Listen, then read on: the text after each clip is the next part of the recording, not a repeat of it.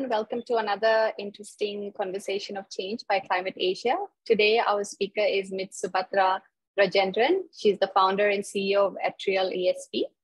She started her career as a scientist in ISRO. She's also one of the first women to lead a sodium battery startup that offered promising alternative to traditional energy storage solutions, which is paving a way for a greener and more sustainable future. Her vision is to revolutionize energy storage, providing reliable solutions for renewable energy integration and grid stabilization. Beyond technological innovation, Subathra is deeply committed to empowering women in STEM fields. A very warm welcome to you, Subathra. Thank you, Davisha. Thanks for the opportunity, and thank you, Climate Asia. You guys are doing an amazing job of spreading awareness. Thank you. We'll jump right into the questions. So as an entrepreneur and advocate for sustainable energy, could you please share with your listeners or with our listeners the current state of clean energy and as to why it may be not reaching its full potential? And also it'll be nice to know about what are your key responsibilities and initiatives that you undertake in your current position. Yeah, thanks for the introduction. What you gave me, that defines who I am. I did my chemical engineering. Soon after graduation, I got opportunity to work with ISRO. So that time, I didn't know what is the importance of energy spectrum that will bring about a change. So in 2004, I started with the energy industry. So that was new, and especially it is a male stereotyped industry as well. Okay. So India was like transiting to the oil and gas era at that time. We have been adapting the fossil fuel a lot into our transportation and our power generation sector. So that gave me good experience being into this male stereotyped industry. Till now, there are only the 22% women into this field. Okay, so that gave me a lot of challenges to explore, and that gives a big understanding about the energy market in India and across the globe.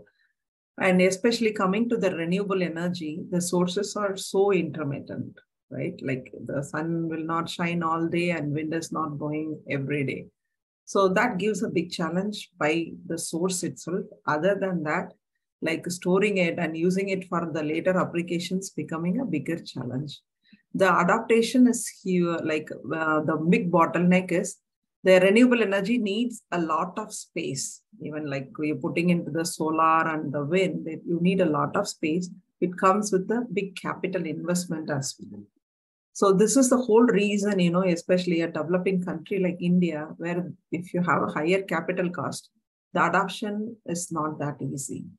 That's the only thing. And other than that, the transition, as I told you, even the technological advancements, the manufacturing capability, that has to be enhanced to make this transition in a rapid phase. This is what I could see, what is the current trend or the bottlenecks which is happening in India, even across the globe for this renewable energy transition. As a founder and CEO of Aatral Energy Solution Providers, what we embark is a mission to catapult this clean energy to its true potential and spread ahead a green revolution. How you make it possible? When you make the capital cost low, the transition could be much possible. So this is the whole reason we started working on an energy storage technology, which is becoming a bigger challenge for the adoption.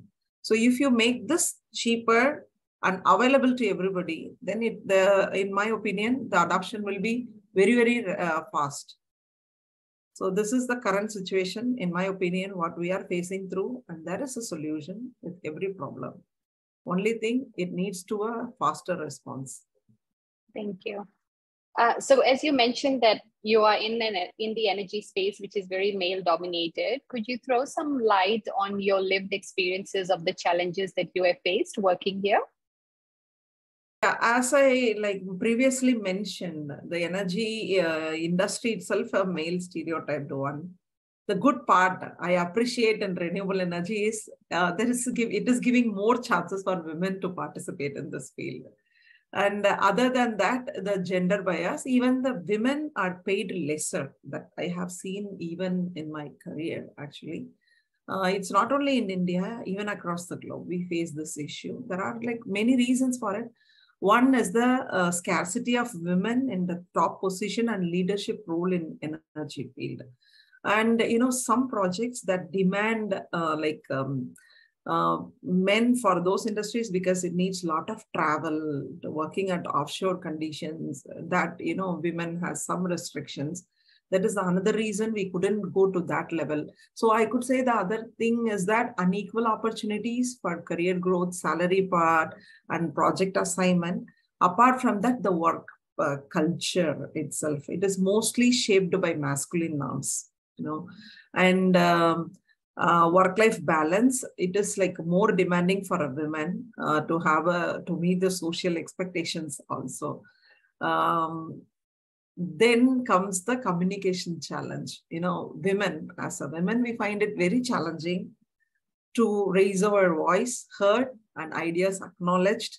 And even we are misunderstood that maybe the women cannot provide an immediate solution or come up with a technical innovation or something. Till now, that's the reason, how many women we stood first in all the university results or everywhere, but how many people succeed in their career even after 20 years, you can count on the numbers.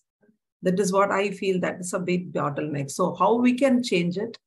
It's like encourage more women to participate in this area. Access to funding, that's another bigger challenge, I could say. Many women, they don't even know what is a financial freedom is. That is a big challenge for bringing them as a founder or an innovator. Even I am facing, even after working like 2 decades with a good corporate experience, even I have that issue of accessing funding. They doubt, I can't say it is true, but they doubt whether she can manage that compared to a man in terms of like pitching your ideas. So how she will get through, how she will manage the things. In my opinion, we are very good in handling multitasking. Okay.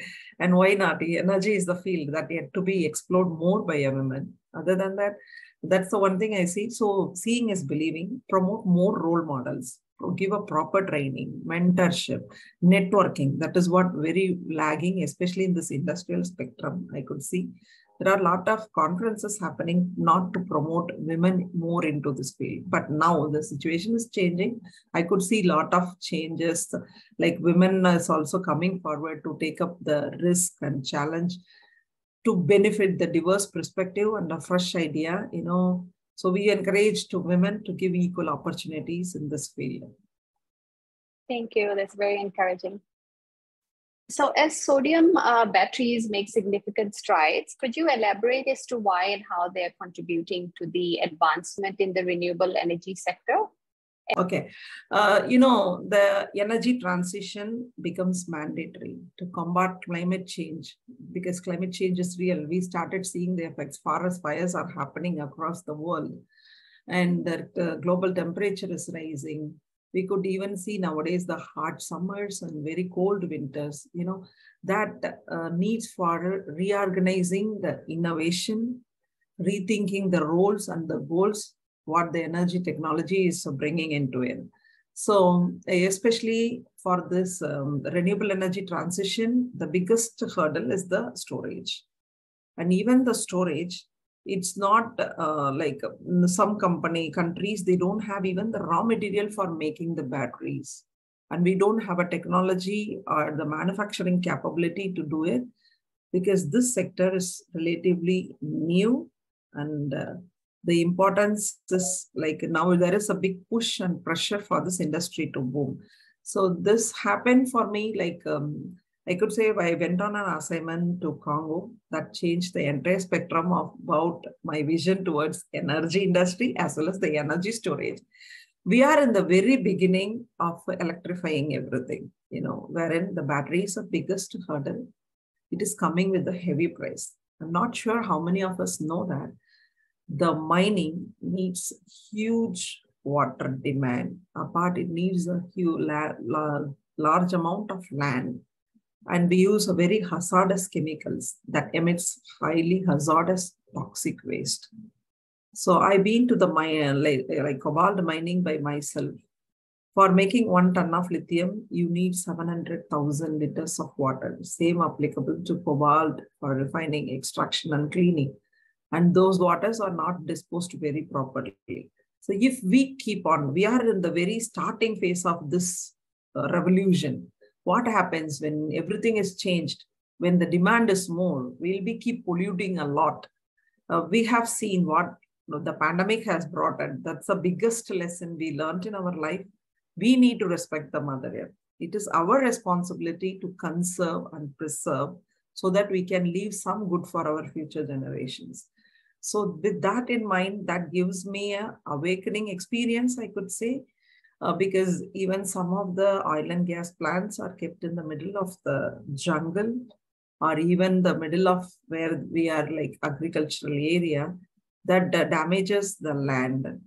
So, so we need to have energy storage in a sustainable way. That's the whole reason I started researching what would be a better alternative for the lithium batteries, because at the moment, lithium is the predominant technology available for a rechargeable batteries. There is no competition for it.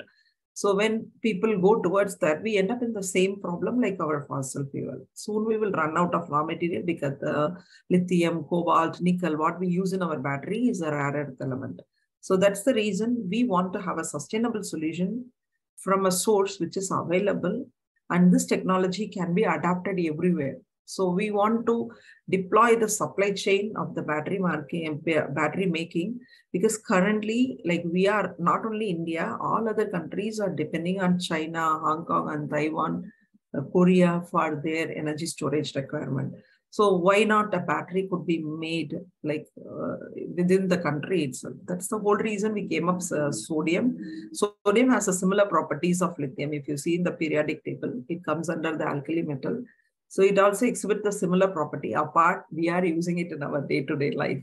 So sodium not only flavors the food, but also flavors our energy storage. So because of its abundancy, the cost is relatively cheap and it is 100% fire safe. More than that, it is totally sustainable, and we don't need any mining or any rare earth element for making these batteries. So that is the whole reason I focused on research of these batteries. And here we are, like almost we are ready with the TRL level 7 of our coin cell battery that could be commercialized as soon as possible. So if there were individuals who were interested to join in the field of renewable energy, what sort of steps would you recommend they take to gain the necessary skills and expertise? Okay. The first thing I should tell them is that stay updated, because, you know, it's a very fast changing world. Many technologies coming up every day. So you have to continuously stay updated with the latest advancements, trends. Even government is pushing a lot of for this. So there are a lot of policy changes happening in this renewable energy industry. So, another thing I could say is get yourself specified in the area where you are interested, especially gain deeper knowledge, get a hands-on experience, like seek relation, like internship, research opportunities, or take up the projects, which is gaining a more practical experience and exposure to the real world applications. The other thing which I could see, say, is that networking. Engage in the renewable energy forums, workshop, participate in conference, connect with the proper professionals and researchers in the field. Networking open up a lot of doors and opportunities, you know. And apart from that, what I try to say is take up the course, certify yourself, keep your technical expertise, so that you can be a competing person in the field, because which is booming now. There is a lot of potential job opportunities, or becoming an employment opportunities. Other than that, you can even be an entrepreneur, because it's not like your fossil fuel industry where you need a bigger capital investment. This could be like, we can make it in a smaller scale also, at least for the like house level or a community level. This industry can be adapted everywhere. That's the biggest flexibility we have with this renewable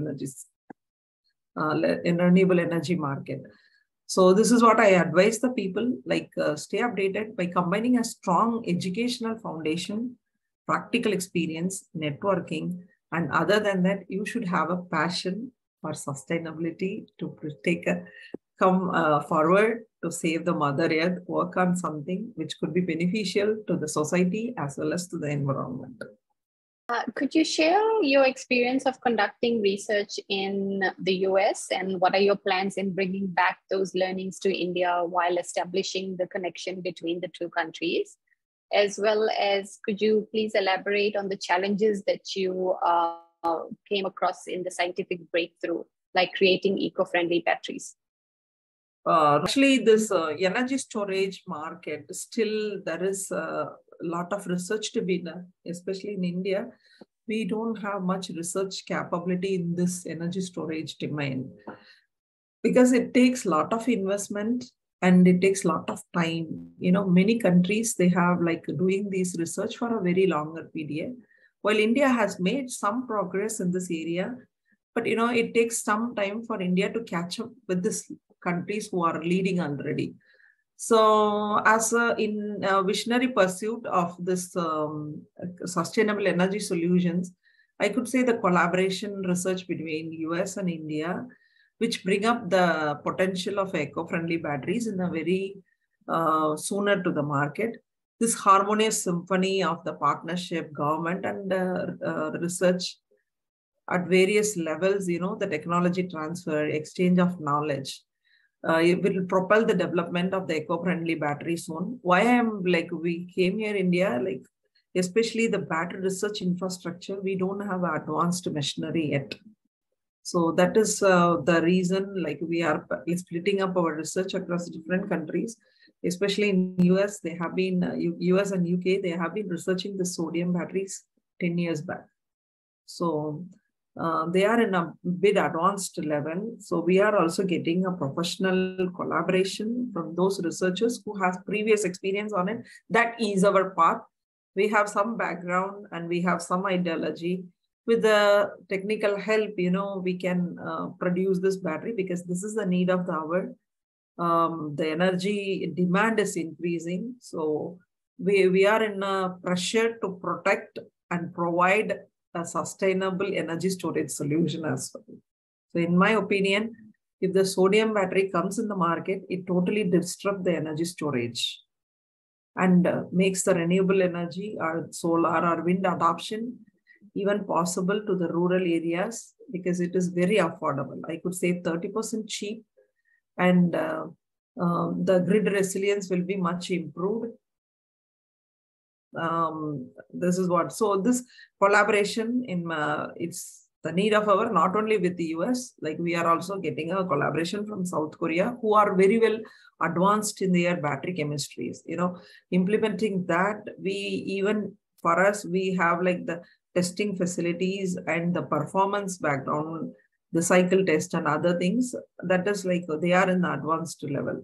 That's the reason we are like, we created the base in India, and we are also parallelly working in collaboration with the US because of to want to commercialize the battery sooner. Are there any particular challenges, Subathra, that you're facing at the moment, or you sort of foresee? Yeah, you hit the right point, Davisha. That's what I could say, because the skill set and the technical expertise in this field, still we have to improve a lot.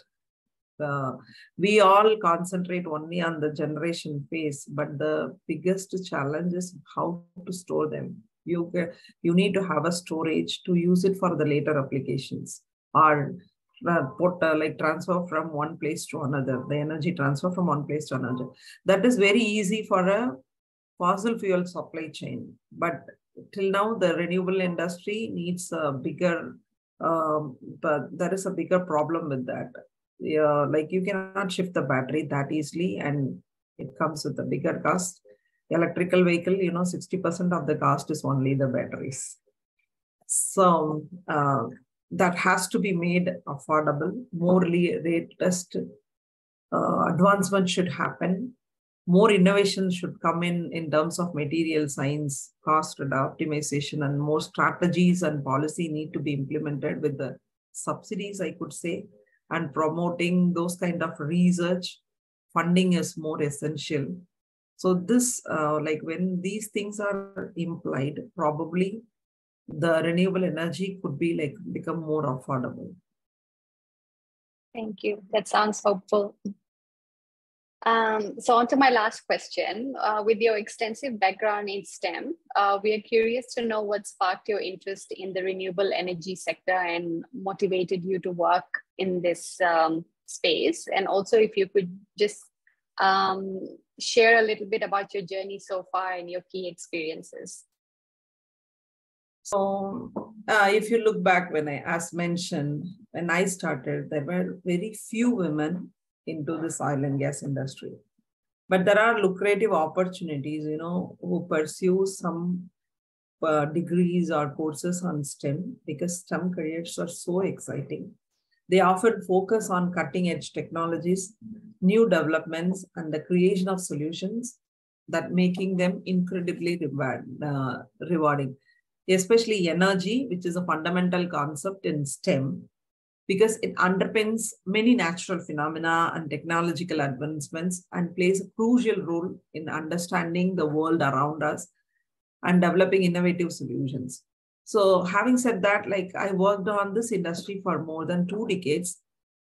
So what I could see is, especially the pandemic has brought about a lot of awareness. Within that short span of time, because of lockdown, we have seen there is a drastic reduction on the carbon emission and reduced air pollution.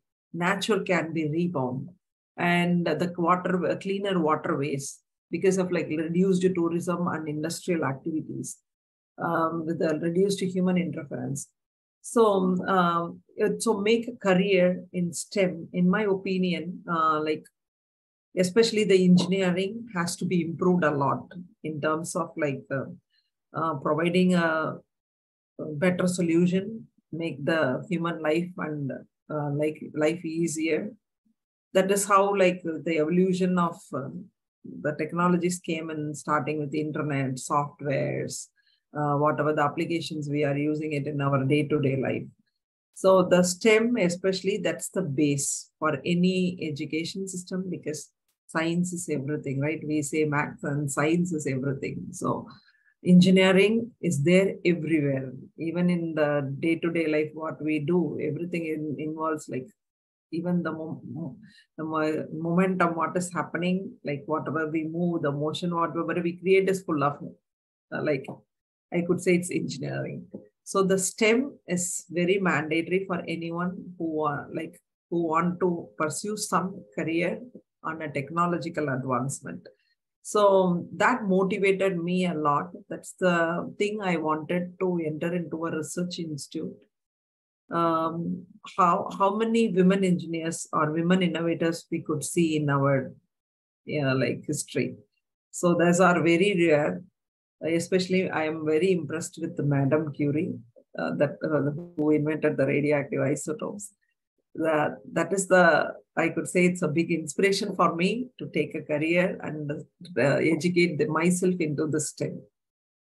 So coming back to your question on my experience on this, I gained STEM is my passion, to be very frank. Like I learned and I worked in my passion all these years. The motivation comes with, wanted to learn where I could really implement what I studied. That's the whole reason. And especially I worked as a process engineer, wherein I have a better experience of implementing whatever the chemical technologies, unit operations, and whatever the process I have learned, I got opportunity to work. That like when the passion is propelled, you go much faster than what the speed you usually do, right? So this is what I had the passion of pursuing something in STEM, and even I promote a lot of women to enter into the space also. So I'm a volunteer in 1 million STEM. We do a lot of small projects, for educating the high school children, college students, to tell them what is STEM. Because many people think that it is like a bigger, it's a big thing which the normal people couldn't understand. It's nothing like that. It's a basic physics and chemistry. If you study how the things really work, with the basic understanding, you can even do it in a bigger way. This is how, this is what made me to pursue a career on STEM, and I wish more people to participate in this kind of STEM research and STEM courses. This brought a bigger change into the real world. Wonderful. That sounds very inspiring. Thank you so much, Subathra, for your time today, and we wish you all the best in your journey ahead. Thank you. Thanks a lot, Davisha. And thanks for the opportunity again. And thanks to talk about what we do and what is the need. We need to have an alternate energy storage solutions.